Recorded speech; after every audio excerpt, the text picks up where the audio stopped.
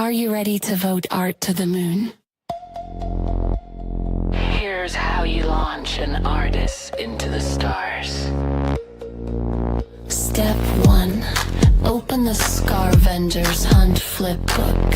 Read the rules and select any featured artist's page to begin. Step 2. Activate the AR art. Tap the launch AR button, place the artwork in your world, and take a photo or video to capture activation. Step 3.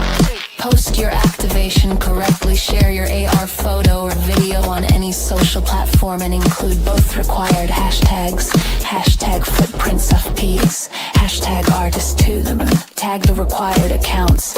At Bitsalard and at Feats of Peace, and tag the featured artist you are voting for. If the hashtags or tags are missing, the vote does not count. Every proper post equals 1 vote. Post as many times as you want. More posts means more votes and more energy supporting the artist you choose. You decide which artist's footprint goes to the moon. Get immersed. Start voting. Send art to space. Footprintsofpeace.com.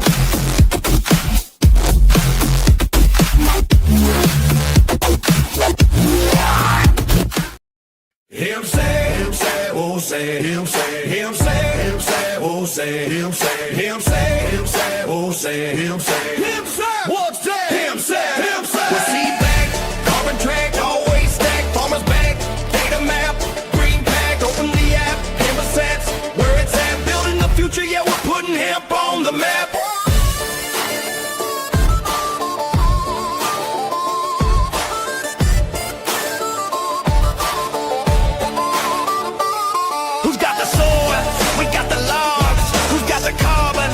The smog, satellite shine, the data comes back. Hemp's up app on the blockchain track. We see back, carbon track, always stack. Farmers back, data map, green pack, open the app, Hemp sets, where it's at. Building the future, yeah, we're putting hemp on the map. Root is more than a token. It's a digital currency for regeneration. Unlike speculative crypto, Root is directly backed by a living treasury, seed vaults. The community ensures that every root has real value. Farmers and educators earn root for their actions, and holders can redeem root for seed packs, returning digital incentives back into the soil, food, and biodiversity.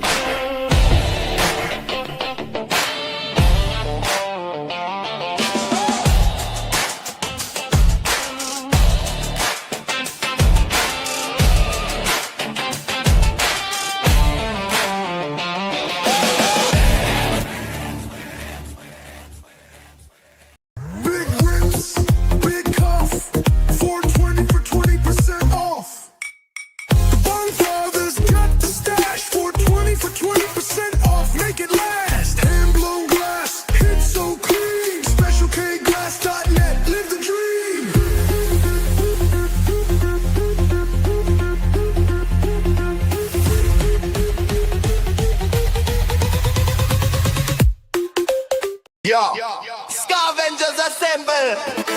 Yeah, let's vote art to the moon. Yeah, yeah, yeah, yeah, yeah, yeah, yeah.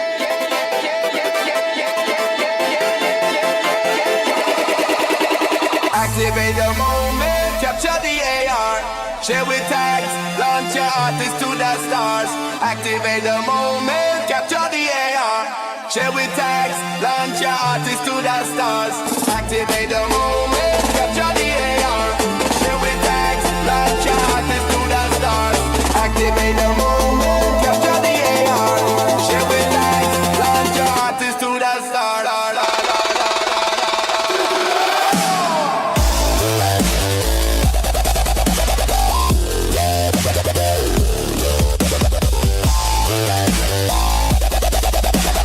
Activate the moment, capture the AR.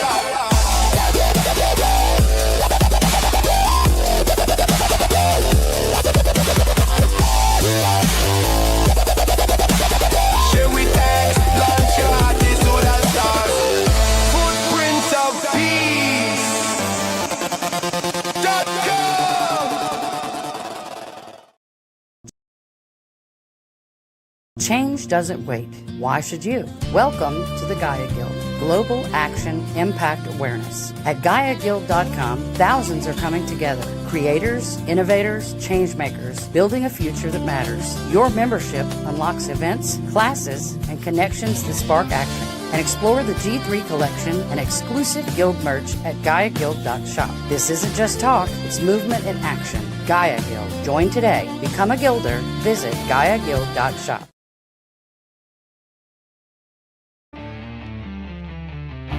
Belief and the law, standing strong, standing tall. From the roots to the rules, we uncover it all. Truth and justice, the plan's divine. Canabama's here, it's education time.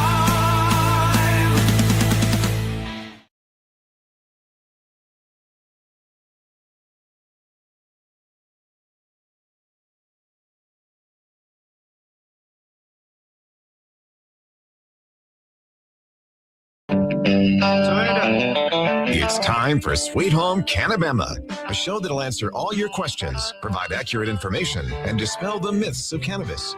And have your specific questions answered by emailing Jennifer@canabama.com or text or call 343-0106. And now, for all things cannabis in Alabama, here's your host, Jennifer Boozer. Welcome to the show, everybody. I'm your host, Jennifer Boozer Stewart. You're listening to Sweet Home Canabama here every Monday night on FM Talk 106.5 on the Gulf Coast. That means Florida, Alabama, Mississippi. And we are also live streaming on YouTube, Facebook, Instagram, X, LinkedIn, all the things. So if you are watching on social media, hit that like button, share it, subscribe, all the things. Help us out. We want to get this message out, all things cannabis in Alabama and nationwide. Got some business to get to. First, I want to say that the Alabama Cannabis Coalition is planning not one, but 3 lobby days this session. The Alabama legislative session starts January 13th. We know that SB 1 has already been filed this summer that would ban all THC products and put CBD and CBG only products in licensed pharmacies. Similar to last year, that was sponsored by April Weaver. Nobody boo, it's rude. But this year we're going to have 3 lobby days. So the session starts in January, lasts January, February, ends March 27th, I think. And we're going to offer 3 different lobby days, one each month. So if you can't come to the one in January, maybe you can come in February or March or all 3. So we want to be there. Last year we did one in April. It was fantastic. We kind of split up. Some people rallied outside. And some of us took tours of groups of people to tour the State House, meet their legislators, see where all of the votes are taken, and give them an opportunity to see that, yes, the State House belongs to us and we belong there. It's still funny to me that people that came with us were amazed that you could just walk into the State House. But yes, that building belongs to us and those people that work for us. So you absolutely can. And we absolutely will. So if you want to join us for those lobby days, I will be there. Marty will be there. The ACC staff will be there.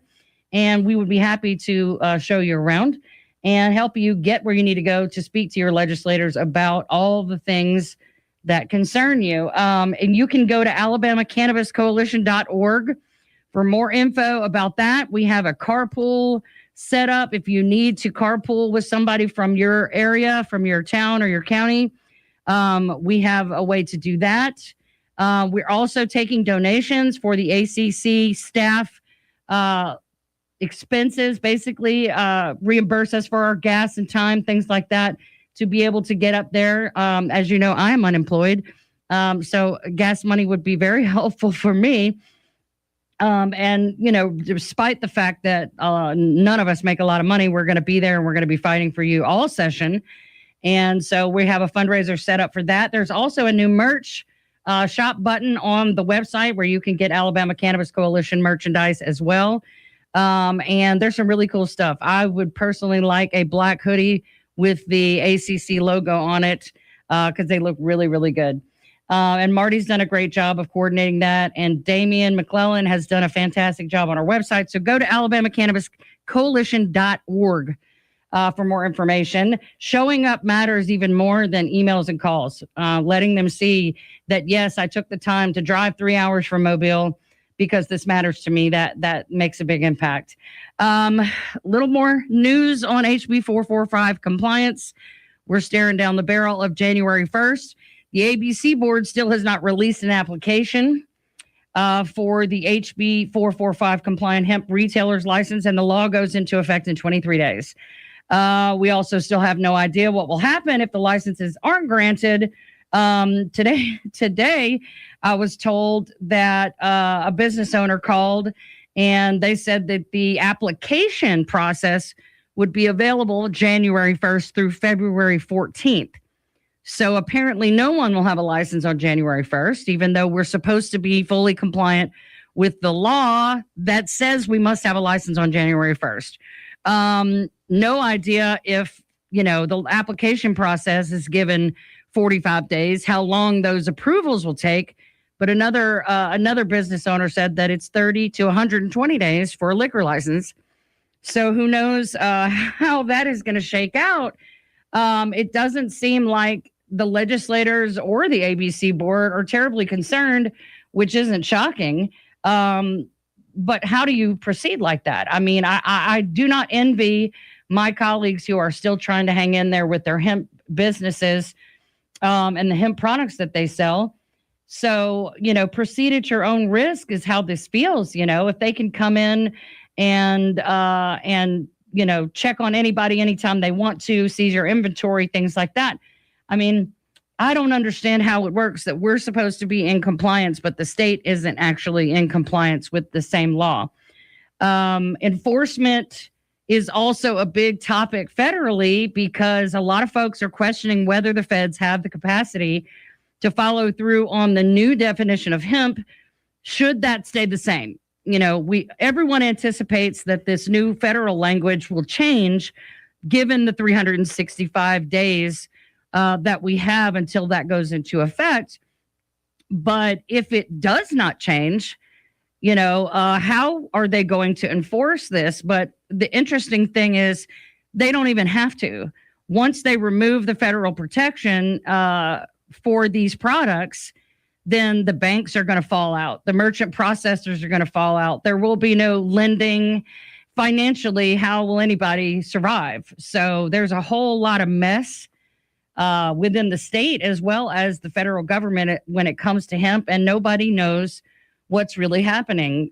Some of these organizations are still encouraging people to contact their legislators, as we all should be all the time, but there's not been any news. There's no real direction, and everything's kind of up in the air. So I would say, because of the treacherous nature of these laws and the vagueness of the circumstances, the rules and regs, whether or not they'll be enforced, how they'll be enforced, when the licenses will come, all of this is very confusing. My advice would be to tread carefully, friends. Tread carefully, because we know that the state has already arrested a couple of consumers and charged them with felonies because of being in possession of hemp pre-rolls. So we know that in one fashion or another, they're not messing around with this, but they're also not taking it as seriously as they should, in my opinion, because if you're going to give us a deadline that you can't meet yourself, that's very, very confusing. I feel like there's going to be a lot of lawsuit action in this situation. And, who knows what it's going to look like in the end. Alabama is one of 40 states that has their own pilot program. We can make our own laws. Like I said before with John Fisher, just like medical cannabis in the states, they can have their own laws, regardless of the fact that cannabis is federally illegal. We can do those same things in 40 out of 50 states with hemp because we have our own pilot program already. However, HB 445 does say that any new federal legislation would supersede state law.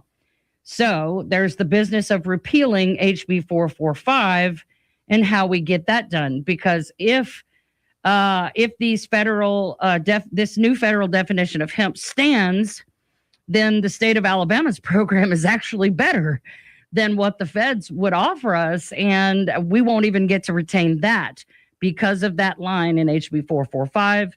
We need to repeal it so that we can come up with better legislation for the state of Alabama to do its own thing. The problem I see with the states doing their own thing, just like with medical cannabis, there's no interstate shipping. We wouldn't have access to any companies outside of Alabama. And I can't imagine many manufacturers that sell to multiple states would have an easy time matching each state's different requirements. In one state, it's 3 milligrams. Another state, it's 5. In Alabama, it's 10. Some other states, it's 0.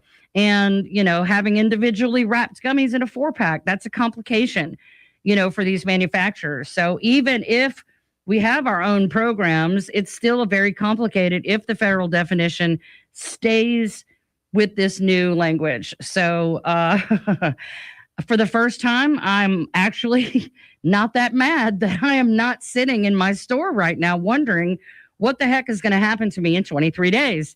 Because holy crap, the stress of all this is massive, and I'm almost glad that I've gone through the worst of it ahead of everybody else. Not that I want the worst to happen to anybody. I hope that we can fix this and my colleagues can go on and make tons of money, and I'll find my place somewhere in this, hopefully, and be able to help that advocacy effort and media and keep doing this show. But even the show is in jeopardy if nobody in the hemp industry or the cannabis industry in Alabama is doing anything, because medical cannabis, national embarrassment here. We were told that dispensary licenses would be finished at the end of October, by October. And still, no patients are being served in the state of Alabama. When we come back, we're going to talk to somebody who went through something similar to me and is running for Congress to do something about it. Stay with us.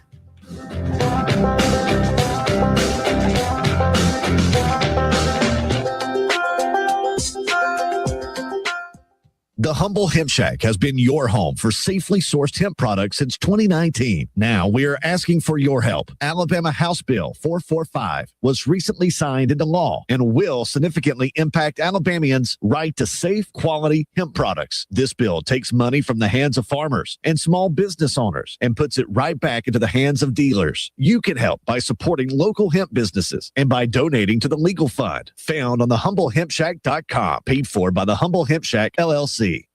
I was in the hospital with my son for 18 months. When he got injured, I wasn't prepared, but I knew I had to be strong. When I was told about John's injury, I was in complete shock. I just remember rushing into his room and giving him a big hug and letting him know I was there.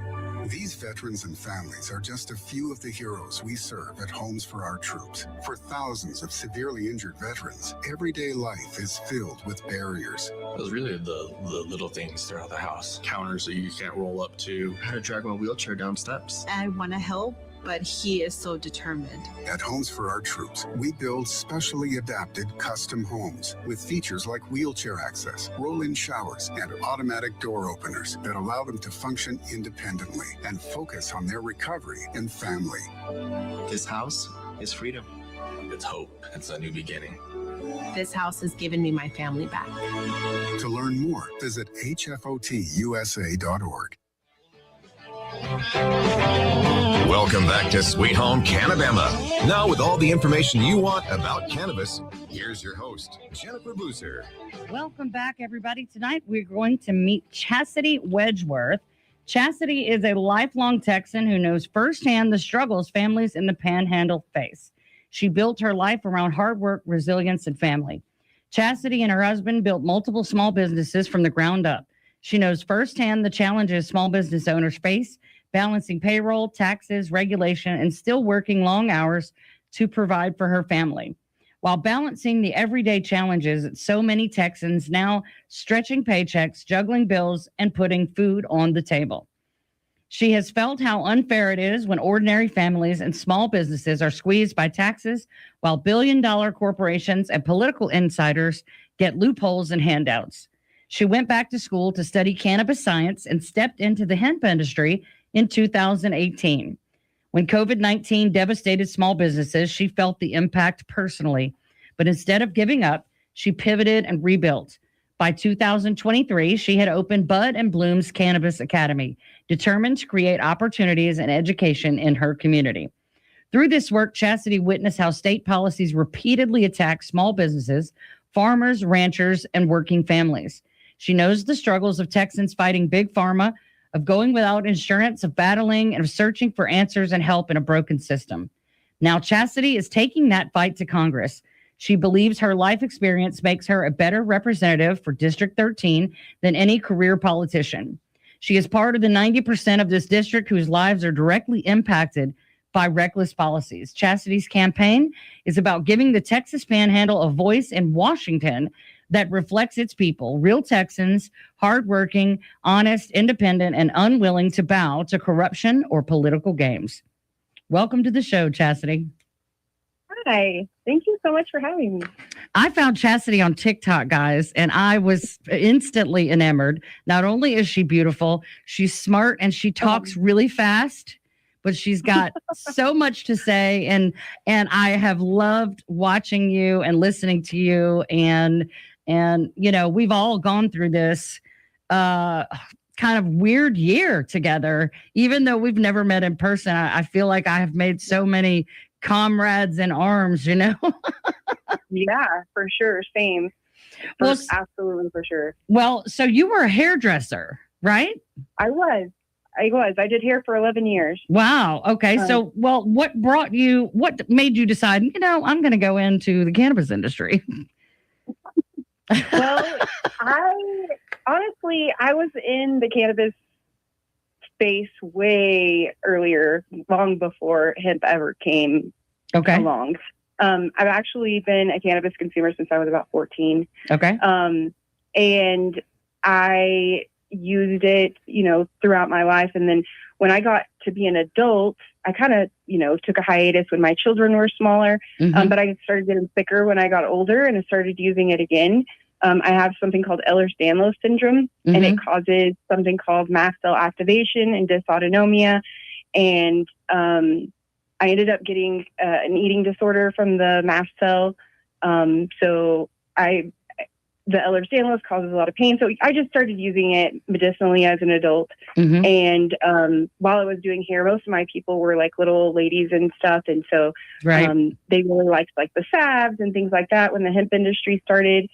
So yeah, that's coming into the hemp industry was very natural to me. I just kind of always was in the cannabis industry in some way. Right. Like a lot of people. Right. Yeah. You would be surprised how many people, well, I started using it when I was in high school, you know? Yeah. And I think, you know, when people balk at that, I think about the 4-year-olds on Adderall.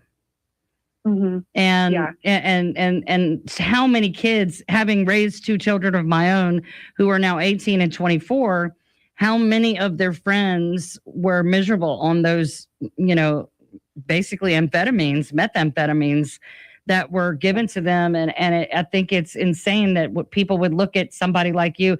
I did not partake in cannabis until I was an adult, but I was given pain pills at 15 for migraines.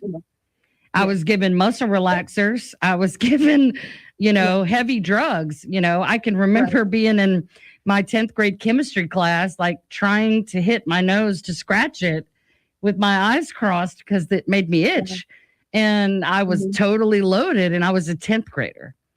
You know, and there's so many ways that cannabis is safer for things like that. And I'm not going to argue that kids should be able to use it, but so many people started using it as young adults and teenagers because young adults and teenagers have a lot of the same issues that we have. That's where they start, you know. A lot of mental illness doesn't present itself until late teens, early 20s. And so it makes perfect sense that people would use it, you know, when they don't know what else to turn to. So I've always found that interesting. So tell us about Bud and Blooms. I mean, you were doing hair, COVID came along and kind of put the kibosh on that, right? Yes. So hair salons were the first to get shut down in Texas. I don't know about everywhere else, but pretty much everywhere, I think. Yeah. Yeah. And we were shut down the longest. Most of my clients, like I said, were like the little ladies that come in, you know, once a week and get their hair shampooed and cut and styled. And a lot of them, that was the majority of my clientele. And I followed the rules, and I didn't do people's hair on the side. I wasn't being like secretive or anything. Right. And a lot of my customers they ended up moving in with their children, who were nowhere near me, or got put into homes. Some of them passed away. Right. And I just couldn't rebuild after that. It was going to be, doing hair, especially in rural Texas, is very much like a word of mouth type of a thing. And I have built up my clientele over 11 years. So it just wasn't something that I could start from scratch, basically. I needed a job. Yeah, I needed money. And my husband has a plumbing company. And so we used all of our savings just to keep that going. Right. And because I was a sole proprietor, I didn't qualify for any for the PPP loans. I didn't qualify for unemployment. Right. And so I had already decided that I was going to go back to school anyway. And so, COVID just kind of was the perfect time to do that. And so I went back after I graduated from high school. I had went to school to be a nurse. Mm-hmm. And once we got to like the blood and nasty stuff, and I was like, oh, I can't do this. And I ended up dropping out. Mm-hmm. And so then I went to hair school years after that. But I had to still have those credits. And so I went back and just got I had to finish my bachelor's, but I ended up getting my master's in pharmaceutical science with multiple specialties in cannabis and CBD as medicine. Nice. And decided to open up Bud and Bloom's Apothecary. My store was not a typical dispo. Right. It was very much like a wellness and education center. Yeah, mine too. The first time I ever went into a dispensary was after Colorado legalized. Mm-hmm. And I went into the dispensary, and it was like walking into Charlie's Chocolate Factory, right? You like walk in there and you've never seen this much cannabis in your life. Right. You've never seen this many edibles in your life. You've never seen any of these things. And I get up to the counter and they're like, well, what do you want? And I'm like, I don't know. I've never bought the cannabis like this. Like, I buy from the shady guy around the corner. Right. Like, I have no idea what this is. Right. And they were not educated. They were just like, okay, sit over there to the side and let me know whenever you're ready. And I'm like, what is this? Like, wow. And nobody had answers. Nobody had anything. And that's pretty shameful for a dispensary in Colorado. I mean, yeah. Even to this day, if you go into a lot of these legal states, into these dispensaries, they don't have education. I agree. I've had that experience too. Yeah. When they first started, they had a smaller, a minimum amount of education that they had to do. Mm-hmm. But it was not consumption education as much as it was more like what you would get from like the alcohol industry, where you're like, you have to be 21, know how to check an ID, blah, blah, blah, blah, blah. Right. Like those types of things. Right. But not necessarily guidance. Yeah. Consumption guidance. And so I really, really wanted to, when I opened my store, to have that consumption guidance, because for me, there were a lot of my elderly people that were like, I took a gummy and I'll never do that again. Right. Or, you know what I mean? Well, and they can't tell you what kind of gummy, how potent it was, yes. where it came from. Yeah. I didn't have the packaging. And my favorite is, oh, my friend gave it to me. And I'm like, no, that person is not your friend if they don't tell you exactly what it is, so that you know, because it could have been 10 milligrams, could have been 100. We don't know. And that's not, I do agree that, and that's one of the things I wanted to start with education, because I couldn't explain it to my mom, to my neighbor, to my mother-in-law, to anybody around me, without having to dive into what even is it, because they all had this preconceived idea. And then when you get past that part, then you have to teach them how to use it. And what it is, what it does, how it works, how to use it. Those are my that's my mantra.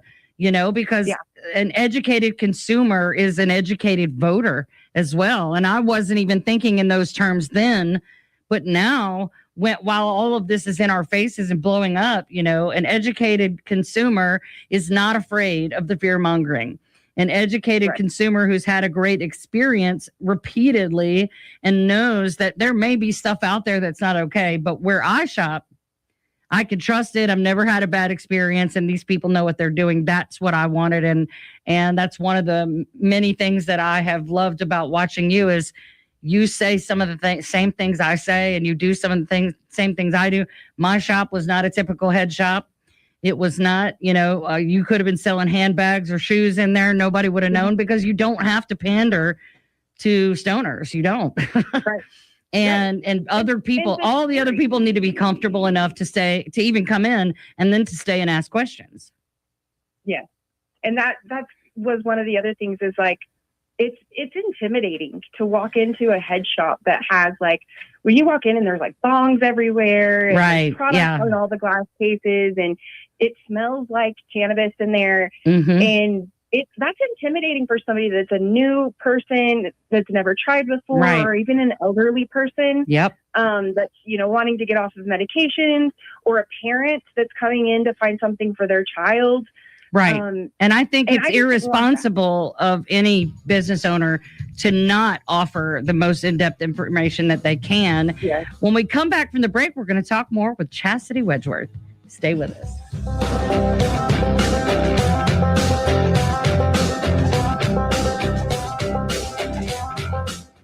FM Talk 1065, the Gulf Coast Weather Authority, and Dr. Bill Williams. The Gulf Coast can expect partly cloudy skies tonight. It will be cold with temperatures in the mid-30s at daybreak. For Tuesday, sunny with highs in the upper 50s. And the outlook for Wednesday, sunny and warmer with highs in the upper 60s. This is meteorologist Dr. Bill Williams for FM Talk 1065. FM Talk 1065, the Gulf Coast Weather Authority.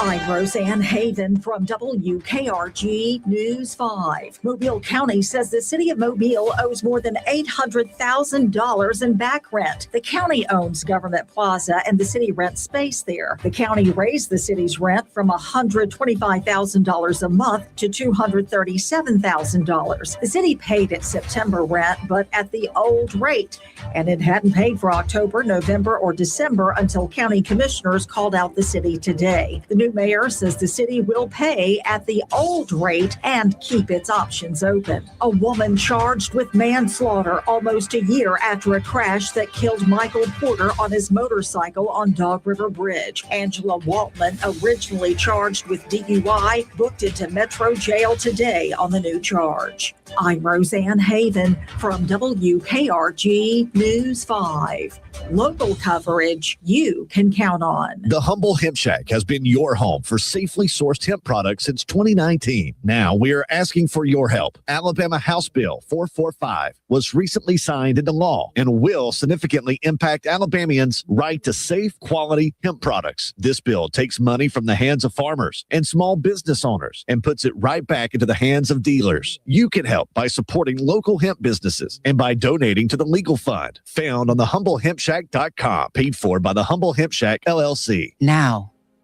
We tend not to think about now. We dream about tomorrow, relive yesterday, but sometimes we don't see what's right in front of us. Victory over cancer is in front of us. Right now, cancer research is saving lives. Cancer research funded by the V Foundation is leading to new discoveries and new treatments, and ultimately, one day, victory over cancer. Right now, 1 out of every 2 men and 1 out of every 3 women will get cancer in their lifetime. Now is your moment. You may save someone you love.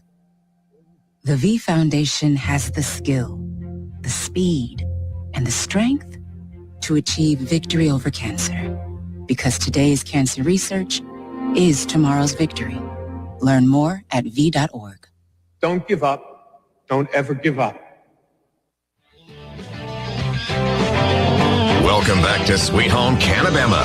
Now with all the information you want about cannabis, here's your host, Jennifer Boozer. Welcome back, everybody, to Sweet Home Cannabama, here every Monday night at 7 o'clock on FM Talk 1065 and all the social medias. Tonight we're talking with Chasity Wedgeworth, who is running for Congress in Texas District 13. Chasity, let's talk about 2025. I actually did a couple of mostly Texas shows. We talked about what was happening in Texas because Alabama, our complete nightmare dumpster fire session ended before Texas did.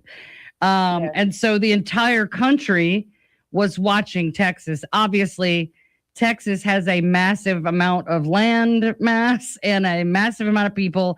So the Texas hemp industry alone is a huge chunk of the national revenue. You know, I mean, how big is the industry in Texas?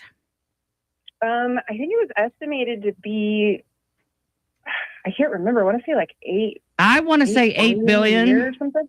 8 billion a year. Yeah. A lot of people work in the hemp industry in Texas. Of course, you guys had, we had Representative Andy Witt and y'all had Lieutenant Dan. Yes.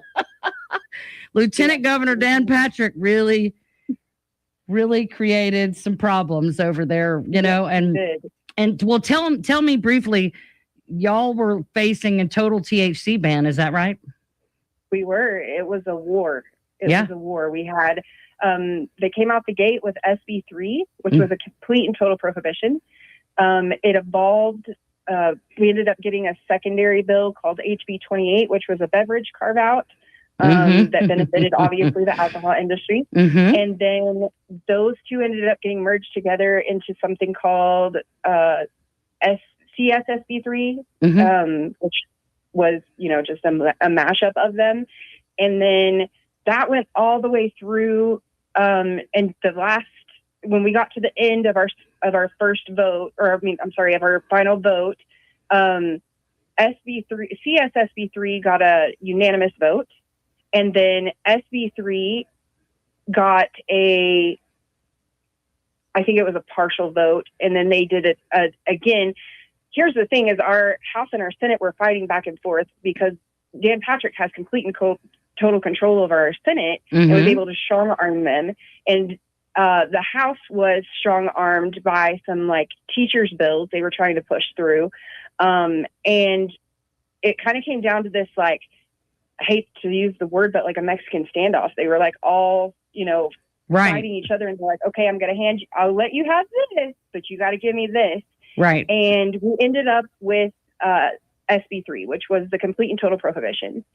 And then our governor had 14 days to veto that bill. He waited until the last 30 minutes on the very last day, and he did veto it, but then he came back with special session. Yeah. And SB4, I believe, was introduced into the Senate, and a companion bill, HB5, was also put in. Companion bills are the same exact bill that are introduced in the Senate. You just have a House bill. In case one fails, the other one's still alive. Correct.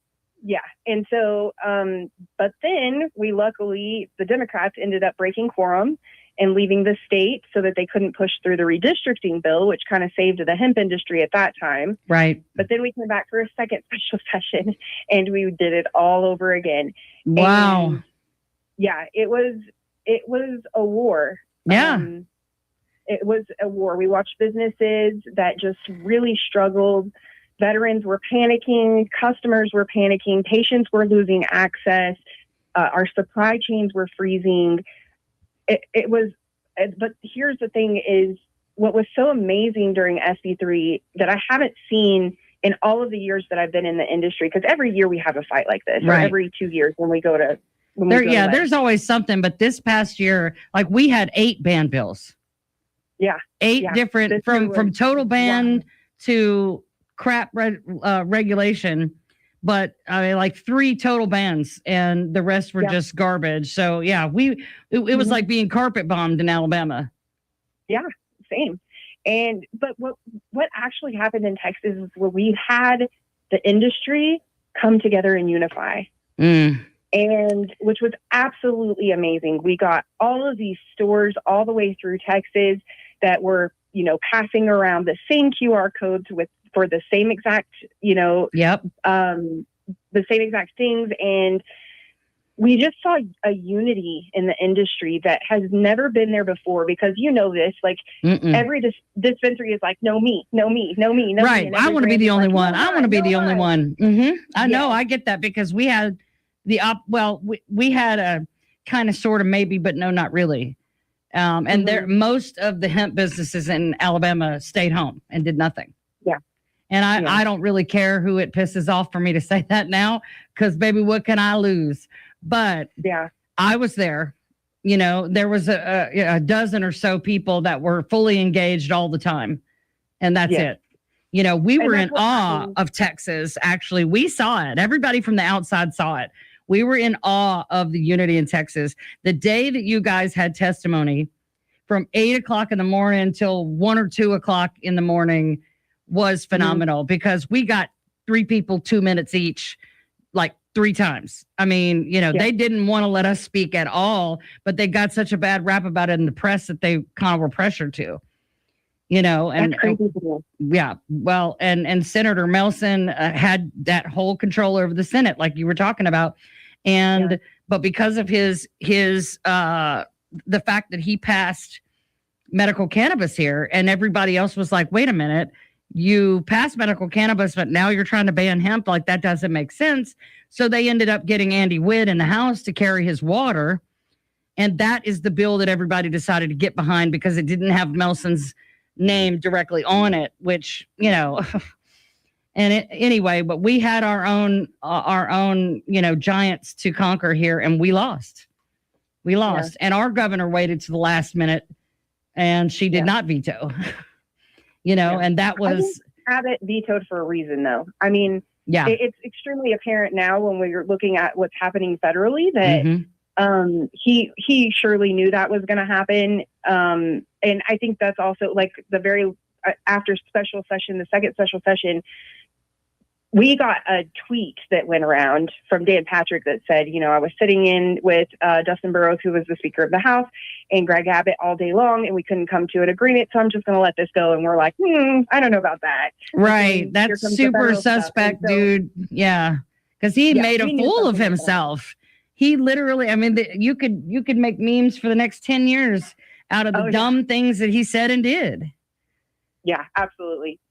But, you know, I think what it was is this showed us how fragile our freedoms actually are.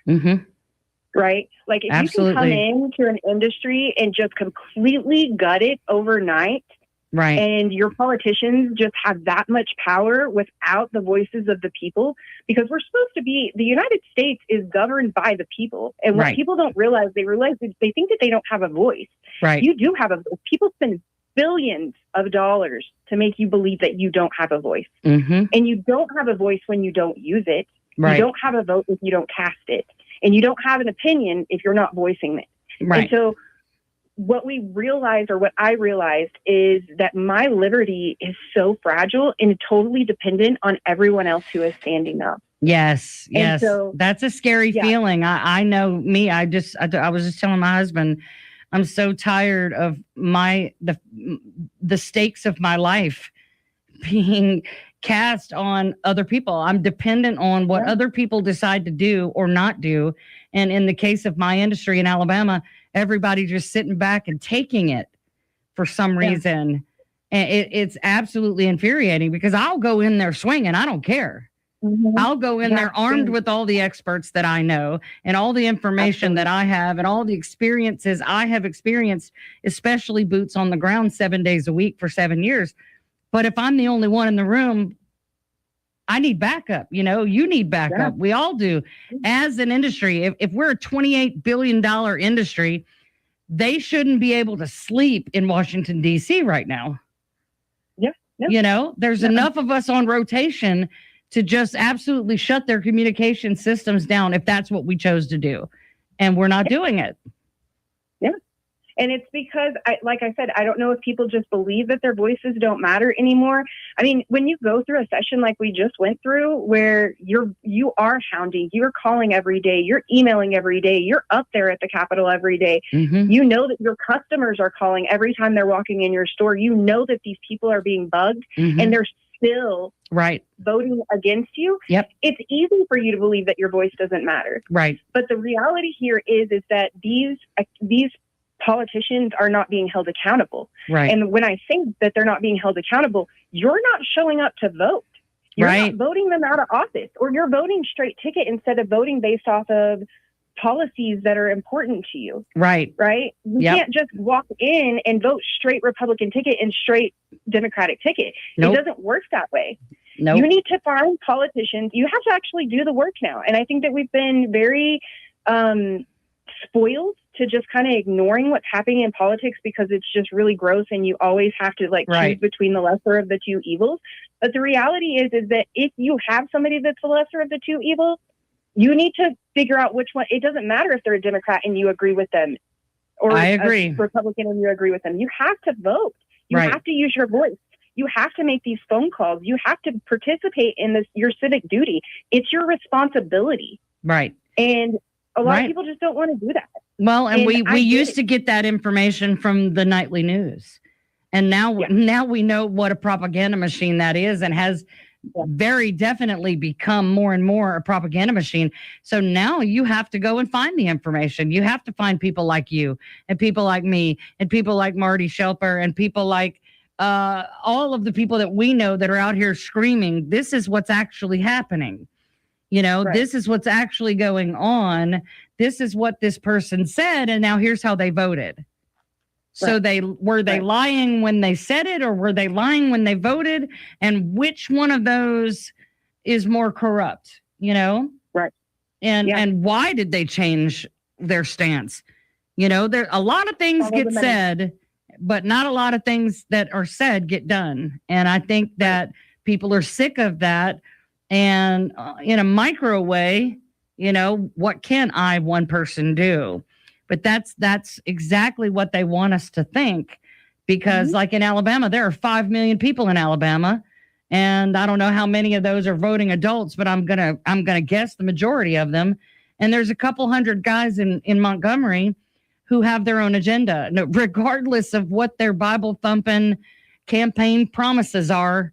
They have their own agenda, and in our case, I don't know about Texas, but the state of Alabama is in the alcohol business directly, so of course they're not wanting to diminish those incomes. When we come back, we're going to finish up with Chasity.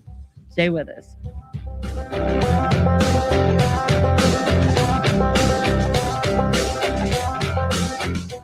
The Humble Hemp Shack has been your home for safely sourced hemp products since 2019. Now we are asking for your help. Alabama House Bill 445 was recently signed into law and will significantly impact Alabamians' right to safe, quality hemp products. This bill takes money from the hands of farmers and small business owners and puts it right back into the hands of dealers. You can help by supporting local hemp businesses and by donating to the legal fund found on thehumblehempshack.com, paid for by the Humble Hemp Shack, LLC. We are the NFHS. That stands for the National Federation of State High School Associations. But really, what we stand for, together with the AHSAA, are the 138,000 high school sports students in Alabama. And so we stand. We stand for the runners, soccer and basketball players. We stand for their coaches, administrators, and officials. We stand for the swimmers, football players, and wrestlers. We stand for the golfers, softball, and volleyball players. We stand as the national leader and advocate for high school athletics and all who participate in them and make them possible, because it is our purpose to ensure that high school students get to play, perform, and compete together.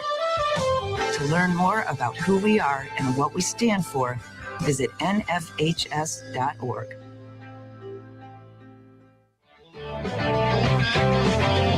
Welcome back to Sweet Home Cannabama. Now, with all the information you want about cannabis, here's your host, Jennifer Boozer. Welcome back, everybody. We're talking with Chasity Wedgeworth, who is running for Congress in Texas District 13. Chasity, let's get to the meat of the issue here. Obviously, you've reinvented yourself a couple of times, and now you find yourself with a closed dispensary running for Congress. I mean, what people have suggested I do the same thing and I'm too chicken, but what made you decide, I'm going to run for Congress? Because that seems like pretty big deal. It is a big deal. I want to change. I want representation, and I know that my community needs this representation. Right. I want somebody that actually listens to me. I want someone to represent the people and stop representing corporations. Amen. I learned that cannabis isn't the biggest boogeyman in the world here. It it's government overreach.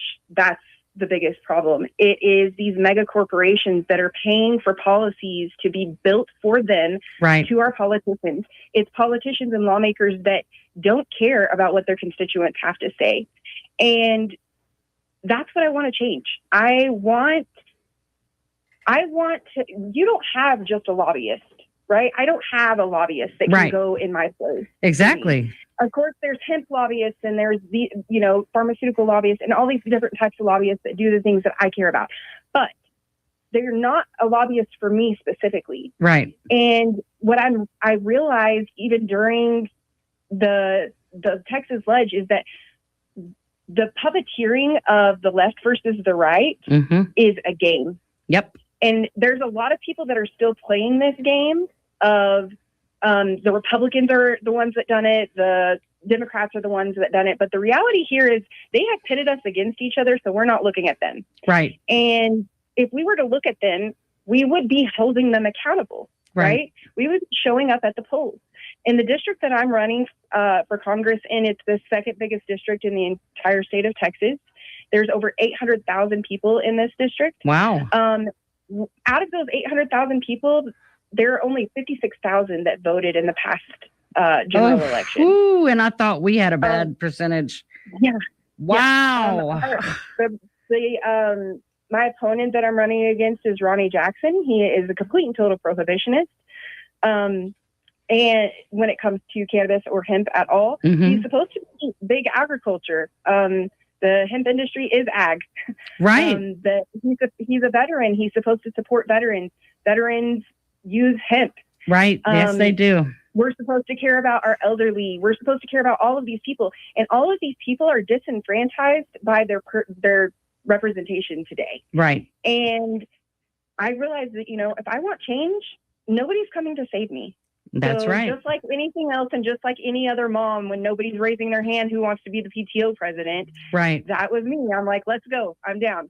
Right. It's hard, and I knew it was going to be hard, but I want somebody that's going to stand up for the people in my district, for the parents, and not just for hemp. Like, I love hemp, and hemp is my passion, but I care about the people that live here. I care about everyone. Right. Well, and as a small business owner, I'm sure you see the pitfalls of overtaxing small businesses and regulating 100%. The snot and all of the duplicate licensing and things. You got to pay the city, the county, the state. You got to pay the landlord, the utility company. You got to pay all these people. And then there's workman's comp and employment taxes and property taxes. And oh my God, it's so hard to actually bring home any money that you've made. Yeah. And most of those people, I have a lot of people that would be like, oh, you own a business, you must be rich. Oh, like, thank you. I have twice the amount of bills that you have. I have 3 times the amount of bills that you have. Right. And so I know what it's like to be a small business owner. I know what it's like to be a parent. I know what it's like to be a woman. I know what it's like to be, you know what I mean? I know what it's like to live all of these lives, because I've lived all of those lives. I still live all of those lives. Right. Your representatives, a lot of these representatives were born to be in the positions that they're in. They were born with a silver spoon in their mouth. I was never in that position. I've worked for everything that I have. And I know that I can represent the people better because I have been in their shoes, and because I am empathetic to them, and because I understand what they're going through. I understand what it's like to lose your business. I understand what it's like to, have decisions made for your children that you don't want to be made for your kids. Yep. I understand what it's like to be forced to do things that you do not believe in. And I know what it's like to worry about, am I going to pay the light bill, or am I going to buy groceries for my kids? Yes, ma'am. And these are the real problems. Yeah. The problems that are on the TV that they're feeding people, that's propaganda. Right. Right. When we're talking about blowing up Venezuelan boats, right. I mean, is it a problem? I mean, yeah. I'm sure it's a problem for the Venezuelan boats, but are you more worried about that boat, or are you more worried about paying your rent today? Because that's because most of us are worried about where we're going to have a place to live. I guarantee you, most of America is a month or two out from being homeless, And I've experienced firsthand that when the income stops suddenly, they don't care. No one cares. No one cares that I lost everything. No one cares. No. Did I pay the car note or not? Yeah. You know, that's all they care about. They don't care what happens to me or my family or the ramifications of these pieces of legislation. Because, hey, their buddies in the alcohol business, they're going to sell those THC drinks and make up for their lost sales. Right. And then we shut down the government and we took away things like, you know, we had on Veterans Day, Ronnie Jackson put a post on Facebook and he was like, thank you so much to the veterans. And I saw military families standing in food bank lines waiting for food. Right. Right. Here's the thing is that we can argue all day long if these specific things that they're putting out here are real or they're not real or what our opinion is on them, but they're political theater. Right. And what actually matters here is we can argue all day whether or not, you know, food stamps is socialism. Right. But the reality here is your elected leaders have made loopholes for corporations like Walmart right. to pay $15.50 an hour and keep somebody below the poverty line, because if they keep people below the poverty line and keep them on as full-time employees, then those people, they're getting $2,500 tax write-offs for employing that person that's getting food stamps and getting Medicaid and paid for by us who would love to keep our tax money. But they're working 40 hours a week. It's their tax money too. Right. Yeah. It's not, we can't argue about the things that are we have an opinion on. We have to argue about the things that are affecting us. And the things that are affecting us are caused by them. They're not caused by me and you. Right. You're not my enemy. Your neighbor is not your enemy. Right. They're not making the rules for you. Right. And so I just got really like, ugh, about this. Yeah. Because obviously I'm super passionate about it, because I'm like, stop letting them play you. You're being a puppet for them. Right. This is important. It's important that you have the income that you need. This isn't what we all expected. Is this what you expected? Right. No. This is not what I expected as a child. No. I expected by the time that I hit like 50 or 60 that I would be able to like retire and hang out with my grandkids and maybe go on a cheap vacation or something. Right. And, you know, just be able to like pay my bills and be okay. Right. And that doesn't seem like that's what's going to ever happen for me. No. I think I'll always have to work. And we have like a grocery store here where they like carry out your groceries. They have like Sackers. Do you guys have that? Mm-hmm. Okay. So there's a Sacker at my local grocery store that's 89 years old. Wow. And he carries out groceries, and he does this because he's on Social Security, but his insurance that he pays for, Medicare or whatever, it costs almost all of his Social Security. So he can't afford to live. Wow. So he had to get a job, but he can't work full time for the grocery store, because if he does, then he won't get his benefits. Mm-hmm. Right. And so we put people in these positions like this, and then we're blaming them. Right. It's Yep. not his fault. And penalizing them. Yeah. Right. Chastity, we're almost out of time. I want to make sure that my listeners know, how can we find you? Where can we support you? If you're listening or watching from Texas, we want to vote for you. You know, I know we can't here in Alabama, but we sure are going to encourage other people to. And so tell us, where can we find you? My website is www.chastityfortexans.com. And I am on all platforms as Chastity for Texans. So Instagram, Facebook, TikTok, YouTube. Yes. I highly recommend her TikTok. I highly recommend it. Again, that's how I found her, fell in love. Hopefully one day I'll have an opportunity to meet you in person and hug you around the neck, because I feel like we've been through some similar things. And, you know, it's nice to meet people who think the way that you do and who see the corruption and want to change it. So we wish you all the luck in the world. And thank you so much for being on the show tonight. Thank you, guys. All right, guys, we'll see you next week. God bless you, and God bless Alabama Hemp.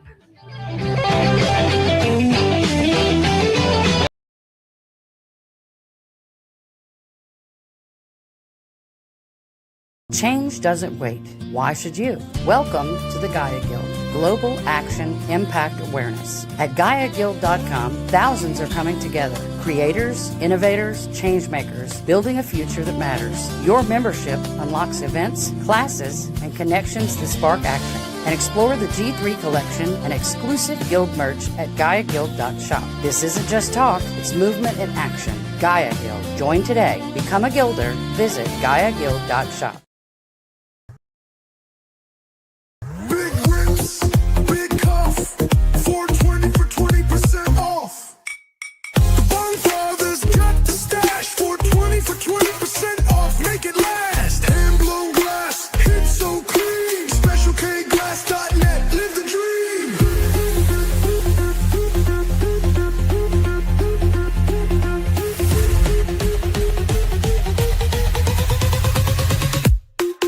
Are you ready to vote art to the moon?